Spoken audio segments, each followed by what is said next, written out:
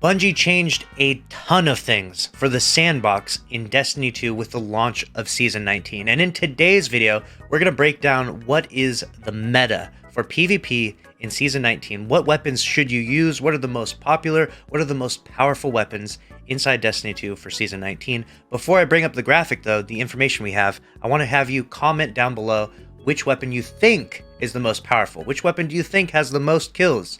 And then come back to your comment in about 10 seconds and see if you're right.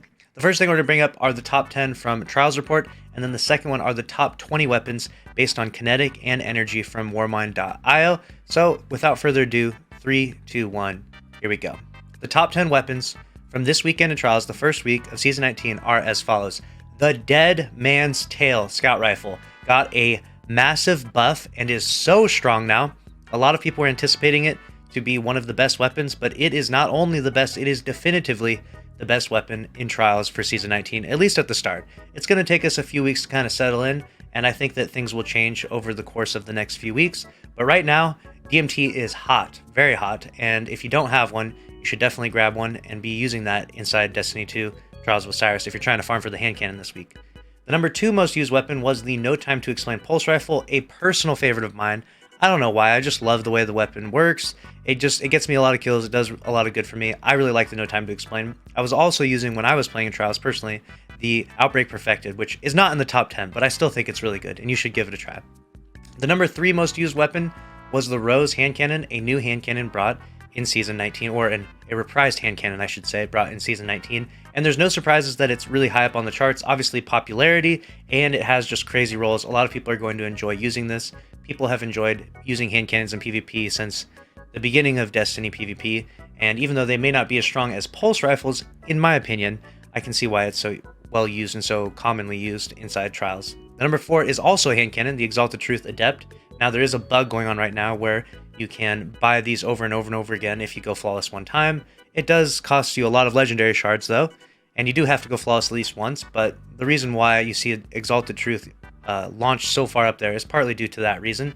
It is a really good hand cannon, though, don't get me wrong. If you get the right roll in this thing is super lethal. So number 4 goes to the Exalted Truth hand cannon. Number 5 goes to the Beloved Sniper. So we have a little bit of sniping this season. Nice to see. It's nice to see a good variety of the special ammo weapons in the top 10. The number 6 goes to the Drang sidearm. So sidearm's still slapping out there. Let me know if you're rocking a sidearm.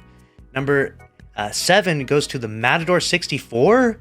Is that the new best shotgun in PvP? I had no clue. I was not expecting that at all. I had no clue that the Matador was going to make it into the top 10 and be better than some of the other shotguns. Like, I thought for sure you'd have, like, I don't know, Found Verdict or the Wastelander, but Matador 64 makes it into the top 10. That's pretty crazy. I guess check out the Matador if you haven't been using that. And then number 8 is going to go to the Peace of Mind Pulse Rifle, 540 RPM that you can craft. Not too surprised there. The Messenger Adept makes it to the number 9 slot. Still extremely lethal and extremely good. And then the BXR Battler, which is now craftable, makes it to the top 10 spot. So let me know if any of that stuff surprised you. And we're going to go on to the top 20 weapons now, broken down by kinetic and energy weapons. So here we go. Again, we'll go over the stuff we've already covered, which is the Dead Man's Tail, number 1, No Time to Explain, number 2, Rose 3, Peace of Mind 4, Messenger 5. Now we're on to some new stuff. The number 6 kinetic was the Ace of Spades, and 140 RPM hand cannon. Not too surprised there. I love the radar effect from this, and I know it's a really good weapon overall. The Austringer, the craftable Austringer that a lot of people are using a couple seasons ago, still hanging in there at number 7. The Eye of Soul kinetic sniper at number 8. The number 9 spot goes to the Hawk Moon, and number 10 goes to Crimson, which is still a really good exotic choice. Now let's go on to the energy weapons. We have the Exalted Truth Adept. It was the number 1 energy weapon. It wasn't number 1 in the charts in the top 10, but it's the number 1 energy weapon, which is pretty crazy. Number 2 goes to Beloved, number 3 goes to the Drang, and number 4 was the Matador, like we talked about, and the Battler. And now we're on to some new stuff. Number 6 goes to the Shayura's Wrath Adept, the SMG, that's a 600 RPM. Not too surprised there, that thing has been so lethal for so long, and that's actually the only SMG that we've seen in the top 20 so far. So Shayura's Wrath, the strongest SMG, according to the data at least. Number 7 goes to the main ingredient. The first and only fusion rifle we've seen is the number 7 in the energy slot. Number 8 goes to the Le Monarch. Number 9 goes to Found Verdict, which I thought would do better than Matador, but apparently I was wrong. And number 10 goes to the Tar Bomb. Now, one thing I will mention with this is that there is obviously popularity and ease of access to some of these weapons. So you might find enjoyment with other weapons, or might find certain weapons that are very comparable to not be in the top 10 or top 20, but they can still be just as strong. Like, for example, like I was saying, Found Verdict and Matador 64, like, they're both very comparable. I personally would choose my Found Verdict because I have a better roll than I do of my Matador, and I think that that's a fair choice. But the reason why some people are using different archetypes is because the pellet spread has changed now, and so it's very interesting to see which archetype of shotgun will now be the strongest due to the pellet spread changes. Right now, week 1, Matador 64, best shotgun in Destiny 2. We'll see if that holds up over weeks 2, 3, 4, and 5. If you want me to, I'll do a complete breakdown of the strongest builds in PvP.